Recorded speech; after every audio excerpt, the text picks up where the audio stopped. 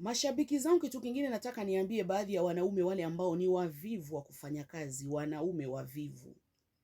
Mwanaume ameshaoa na mke wake, mke anafanya kazi na anafanya kazi, baadaye anamwachia mke majukumu. Mwanaume anakaa nyumbani, ndio anakaa anapeleka mtoto kresha, watoto school, mwanamke ndio akutafuta, ndio akupambana. Sikia niwaambie wanaume wa hizo tabia, ndiye maana mngali mtalia sana.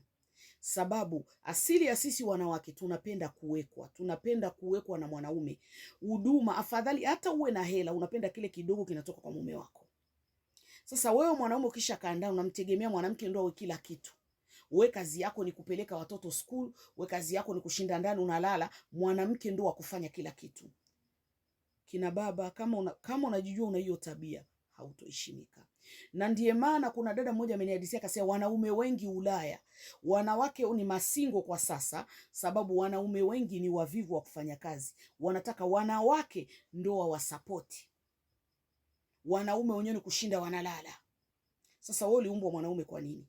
Men is the responsibility for their family. If you are not support your family, you need who can support your family. If it's not you guys. Unakuwa lazy, unakuwa mvivu, ndio unataka heshima. Heshima itoke wapi?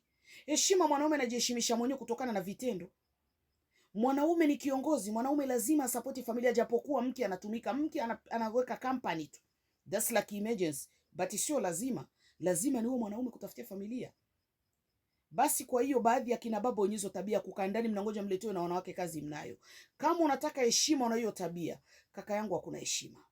Na mwanamke anakuchiti ize tu. Na hakuna kitu utamwambia, sababu ukimwambia unasema kwani unanitegemea? Sina kulisha, sina kuvisha. Jifikirie maumivu ya kiasi gani mwanamke akwambie neno kama hilo. Linauma sana. Kwa hiyo kama mtake